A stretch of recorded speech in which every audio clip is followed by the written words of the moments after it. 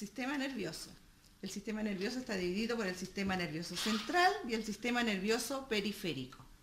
El sistema nervioso central está relacionado a un conjunto de estructuras protegidas por las cajas óseas, es decir, como podemos ver allí en la gráfica, el cráneo y la columna vertebral. Satisface las necesidades vitales y está formada por el encéfalo, la médula espinal. El encéfalo, ¿no es cierto?, comprende el cerebro, el cerebelo, el tronco encefálico y el diencéfalo. El encéfalo lo conforma el cerebro. Es el órgano, ¿no es cierto?, de las facultades intelectuales que regula el funcionamiento de los demás centros nerviosos, recibe sensaciones y elabora respuestas a dichas situaciones. En el caso del cerebelo, coordina los movimientos de los músculos al realizar actividades motoras, como por ejemplo, caminar. El tronco encefálico se encuentra por encima de la médula espinal, como lo muestra en la gráfica, ¿no es cierto?, que tenemos allí al costado. Esta regula funciones como la respiración, la temperatura y la conciencia. Recibe información de la piel y articulaciones de la cabeza, la cara y el cuello. Controla movimientos de los músculos de la cabeza y del cuello.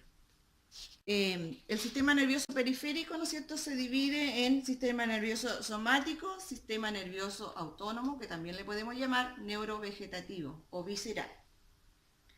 El sistema nervioso periférico está relacionado a un conjunto de elementos distribuidos por todo el organismo. Como lo podemos observar allí en la gráfica que tenemos a un costado, ¿no es cierto?, se muestra claramente la distribución por el organismo. El sistema nervioso somático, su principal función es llevar la información captada por los receptores sensoriales como los ojos o la piel hasta el sistema nervioso central. Asimismo, el sistema nervioso somático permite la conducción de impulsos a los músculos para llevar a cabo movimientos voluntarios. Ejemplo tan básico, ¿no es cierto?, como teclear. Cuando hablamos del sistema nervioso autónomo, este produce respuesta involuntaria. Permite determinadas acciones como el funcionamiento del aparato digestivo, respiratorio, circulatorio, es decir, actividades de nuestro organismo interno. Podemos observar, ¿no es cierto?, que comprende el sistema nervioso autónomo, los nervios aferentes y los nervios eferentes. Cuando hablamos de nervios aferentes, estos tienen como función, ¿no es cierto?, llevar la información recibida en los órganos de los sentidos hasta el sistema nervioso central. Al referirnos, ¿no es cierto?, a los nervios eferentes, estos, lo contrario, llevan las órdenes preparadas en el sistema nervioso central hasta el aparato locomotor para que éste las ejecute. El sistema nervioso simpático, que aparece allí, este nos prepara para la acción, se activa en determinadas situaciones de estrés o simplemente en una emergencia. Y el sistema nervioso parasimpático, al contrario, ¿no es cierto?, el sistema nervioso simpático, media en las actividades que ocurren cuando el organismo está en reposo. Ejemplo, el sistema nervioso simpático permitiría acciones como dilatar la pupila, aumentar la frecuencia cardíaca o relajar los bronquios. El sistema nervioso parasimpático permitiría contraer la pupila, disminuir la frecuencia cardíaca o contraer los bronquios. El sistema nervioso es uno de los más importantes de nuestro organismo. Está conectado con todos los órganos y tejidos del cuerpo y también es el responsable de nuestras emociones. Cabe señalar en esta oportunidad, ¿no es cierto?, que sufrir problemas al sistema nervioso puede dar lugar a trastornos graves, como por ejemplo afecciones en el corazón, arterias, dolores de cabeza, etc. Vamos a conocer el cerebro, ¿ya? Pero en esta ocasión vamos a hablar específicamente de los lóbulos. Vamos a hablar en primer lugar de las divisiones, ¿no es cierto?, de los lóbulos, que en la parte, digamos, este lóbulo que vemos acá de color azul corresponde al lóbulo frontal, ¿no es cierto? Ya, este abarca desde la cisura central, que la vemos por acá, hasta la región anterior de la corteza cerebral. Este lóbulo es responsable de la elaboración del pensamiento, también del planeamiento, de la programación de necesidades individuales, de la conducta social, modula respuestas emocionales, coordina y dirige información cerebral. Esa tiene como función el lóbulo frontal. Luego nos encontramos con el lóbulo parietal, que se localiza, ¿no es cierto?, entre la cisura central y el lóbulo occipital, que lo vemos acá. Es responsable de las sensaciones de tacto, de dolor, de gusto, de temperatura, de presión, en procesos cognitivos de los datos especiales, verbales y del conocimiento del cuerpo. Se relaciona, ¿no es cierto?, con la lógica matemática, entre otras cosas. Luego nos encontramos con el lóbulo temporal, que aquí está, ¿no es cierto?, en la maqueta de color verde. Ya, este se ubica cerca de la sien, relacionado con el sentido de la audición, principalmente, posibilitando el reconocimiento de tonos específicos e intensidad del sonido, con la elaboración y percepción del lenguaje en su área hipocámpica, ¿ya?, con los circuitos de la memoria y también con la emoción. Y el cerebro por dentro, ¿no es cierto?, nos encontramos aquí con el diencéfalo, que comprende todo esto que está acá, y esto de color naranja que tú puedes ver acá. Esto es el tronco encefálico, y el cerebelo, lo que se aprecia aquí de color verde. Dentro del diencéfalo también encontramos el hipotálamo, ¿ya?, y el tálamo. Eso sería como la parte interna de nuestro cerebro. Partes y funciones. La neurona es la unidad funcional y anatómica básica del sistema nervioso y es la responsable de que el cerebro tenga las funciones que lo caracterizan. La forma de la neurona va a garantizar la eficacia en la función específica de recibir, conducir y transportar o transmitir las señales eléctricas y químicas. De acuerdo a las cantidades de prolongaciones o proyecciones que proceden del cuerpo celular, se identifican como neuronas unipolares, bipolares o también conocidas como multipolares. Partes de una neurona. La primera parte que tenemos es el soma o cuerpo celular y es la región citoplasmática de la neurona que contiene el núcleo, una gran cantidad de organelos y es muy voluminoso. En este lugar se sintetizan las proteínas de la célula. A partir del soma se encuentran dos proyecciones del citoplasma, las dendritas y el axón. Las dendritas las podemos definir que nacen desde el soma y su función es ampliar la superficie de contacto sináptico. La superficie dendrítica presenta pequeñas protuberancias llamadas botones sinápticos. Son en estas estructuras donde se van a encontrar con los receptores químicos, que son los responsables de captar el neurotransmisor. Axón. Son aquellas estructuras que nacen de una estructura cónica saliente del soma que se llama o es conocido como cono axónico. Esta estructura es larga, continua y delgada. El axón confiere a la neurona una excelente adaptación en cuanto al transporte o conducción de la energía eléctrica o también conocido como impulso nervioso. En el extremo de estas ramificaciones se observa un abultamiento conocido como pie terminal o botón terminal. Son en estas ramas las que se transmiten las señales nerviosas hacia las otras neuronas. Nódulos de Ranvier. Son las interrupciones que ocurren a intervalos regulares a lo largo de la longitud de un axón, en la vaina de mielina que lo envuelve. Glías, funciones y tipos. Las glías son los elementos fundamentales de la estructura tisular del sistema nervioso. Conforman aproximadamente el 90% del tejido nervioso y superan en número a las neuronas. Las glías son las células del soporte del sistema nervioso central. Actúan en funciones como regular el medio extracelular del encéfalo, intercambiar sustancias nutritivas, producción de mielina, que se desarrolla dentro de los oligodendrocitos y de las células de Schwann, que brindan una mayor velocidad a la conducción de las señales nerviosas, recogiendo los residuos, entre otras funciones. Las glías son células de una menor especialización que se asocian a las neuronas y que aseguran la supervivencia y el éxito. Las glías se pueden clasificar de diversas maneras, por su origen, función o también por su tamaño. Por su tamaño se clasifican en microglías y en macroglías, las que a su vez se subdividen en... Las glías se pueden clasificar de diversas maneras, por su origen, función o también por su tamaño. Por su tamaño se clasifican en microglías y en macroglías, las que a su vez se subdividen en astrocitos, oligodendrocitos, células de Schwann, glías y glías formadoras de vainas de mielina. Bien, yo les voy a hablar a continuación de la sinapsis. Las sinapsis son situaciones en las cuales dos o más neuronas entran en contacto con el fin de transmitir información. Por ende, el único fin de la sinapsis va a ser el transmitir nueva información. Esto puede ocurrir bajo la forma más frecuente, que va a ser utilizando los neurotransmisores.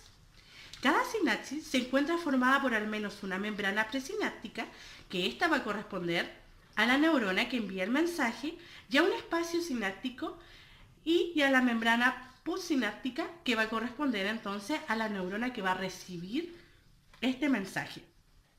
Si bien en la sinapsis las membranas físicamente no se van a tocar, estas se encuentran sujetas y aseguradas para que no se pierda el contacto por una serie de proteínas conectoras.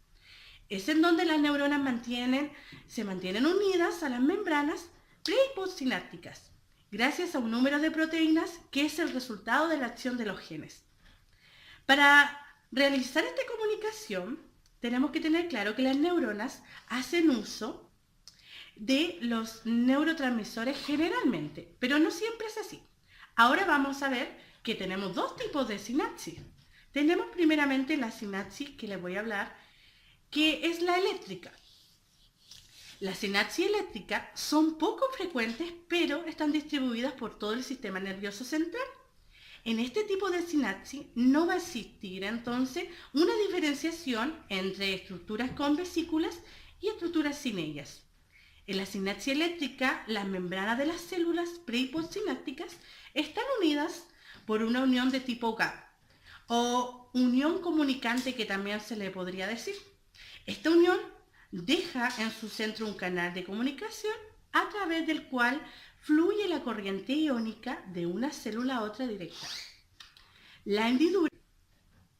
Las membranas, es decir, están unidas en ciertos puntos por las llamadas uniones estrechas, lo cual permite que la despolarización o la hiperpolarización de una neurona provoque la despolarización o hiperpolarización inmediata de otra neurona, lo que significa que no hay un retardo sináptico.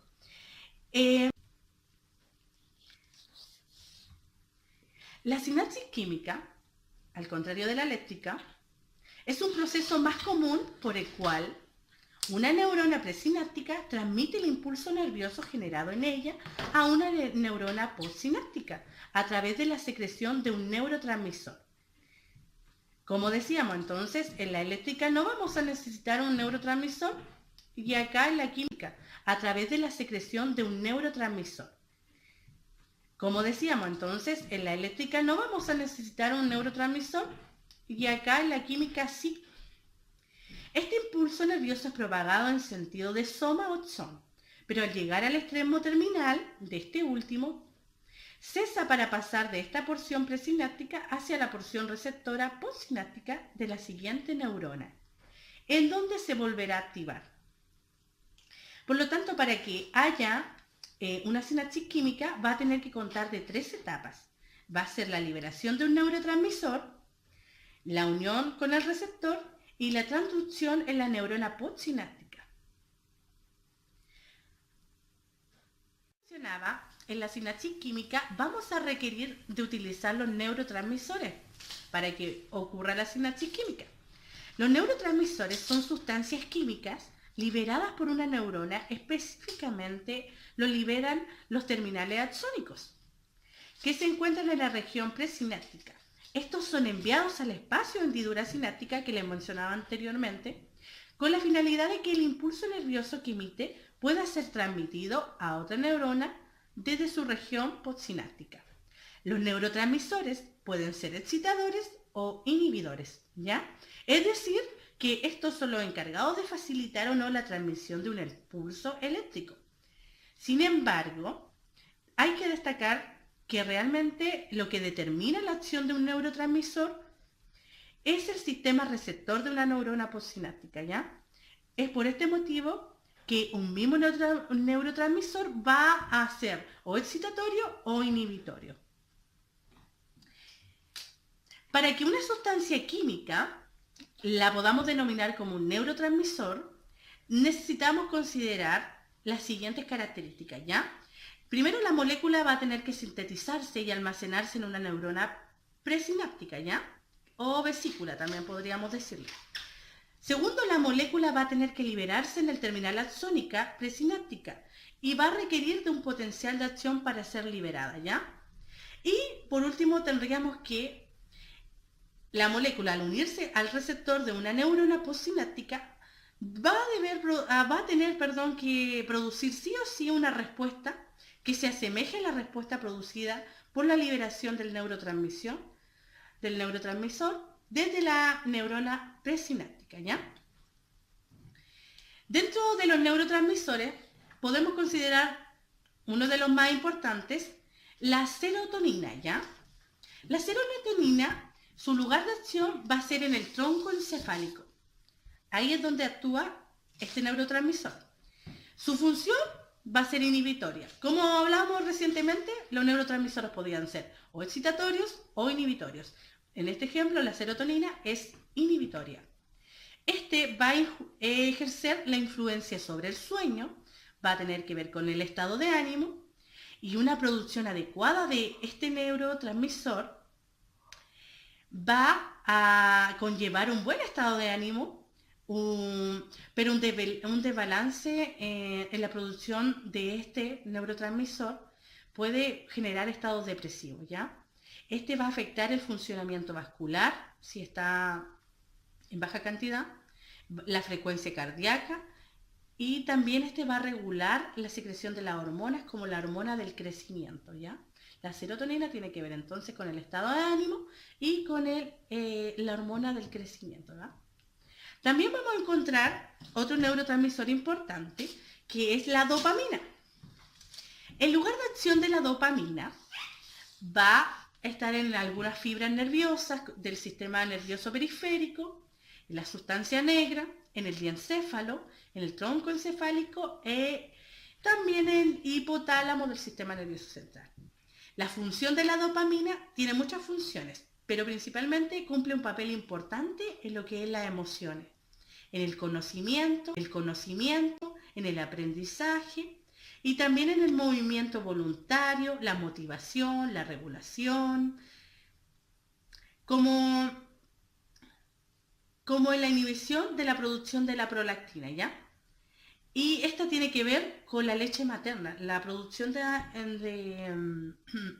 la prolactina es la hormona encargada de la leche materna, ¿ya? Un desbalance de la dopamina podría producir deficiencia en el circuito motor, que está asociado con la enfermedad del Parkinson, ¿ya? Y también se ve un problema con la dopamina en la enfermedad de la esquizofrenia. Otro neurotransmisor que tenemos es la B-endorfina. El lugar de acción de la B-endorfina, que está aquí, va a ser en el hipotálamo, en la amígdala, en el tálamo y en el cerebro. La función principalmente esta es una especie de morfina que se produce en el cerebro en respuesta a un dolor. En situaciones de dolor entonces se libera la endorfina, que es como un analgésico natural, ¿ya? Que inhibe esta transmisión de dolor. También va a regular la endorfina varias funciones de hipotalámicas, como la reproducción de temperatura, la función cardiovascular, la respiratoria y otras también que están asociadas con el ánimo.